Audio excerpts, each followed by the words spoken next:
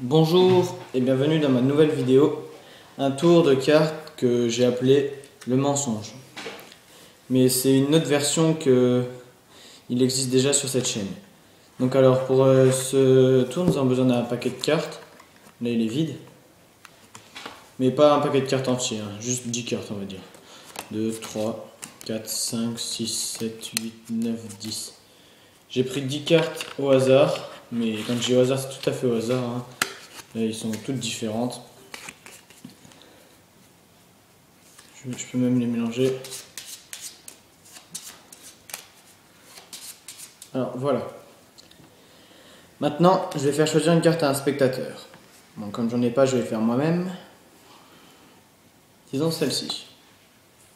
Alors, maintenant, je vais vous la montrer. Vous la retenez. Normalement, je ne dois pas la voir, mais pour voir si je réussis ce tour, je la regarde quand même. C'est le valet de carreau. Donc le valet de carreau, on la remet dans le paquet. Le valet de carreau, il n'est pas au-dessus. Le valet de carreau, il est pas en dessous. Donc je sais pas où il est le valet de carreau. Donc maintenant, je vais vous poser une série de questions auxquelles vous pouvez mentir. Donc je vais faire moi-même les questions et les réponses. Donc d'abord, quel est votre signe? Pique, cœur, trèfle ou carreau? Donc disons trèfle. T-R-E-F-L-E. D'accord. Donc maintenant, je vais vous demander la couleur de votre carte. Rouge. Bon. 1, 2, R-O-U-G-E. Voilà. Donc maintenant que j'ai demandé la couleur de la carte, on va demander la valeur, c'est-à-dire valet, dame, roi, as, 1, 2, 3, etc. Donc c'était un 7, S-E-P-T. Maintenant je vais vous demander une question. Est-ce que vous avez menti? Oui, j'ai menti. Bon, c'est pas très bien, mais bon. J-A-I-M-E-N-T-I.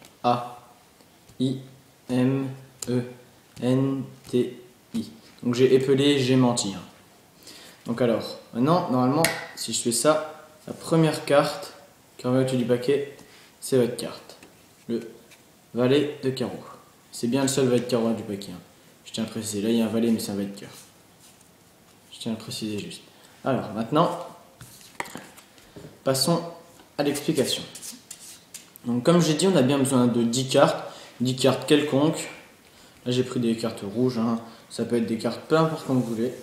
Alors, ensuite, vous faites choisir, encore une fois, n'importe quelle carte à votre adversaire. À votre spectateur, pardon, ça n'a aucune importance.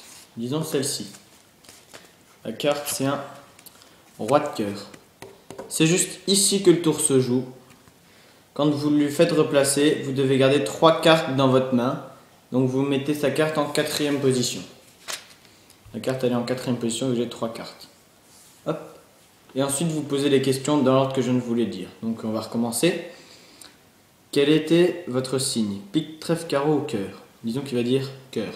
C-O-E-U-R. Maintenant, c'était la couleur, elle était rouge ou noire? Rouge. R-O-U-G-E.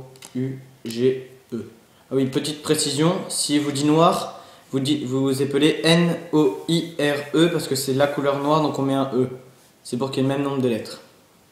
Donc maintenant, je vais lui demander la valeur de sa carte. Un roi. R-O-I.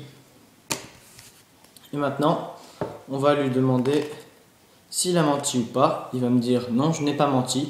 Donc là, on va épeler pas menti. P-A-S-M-E-N-T-I.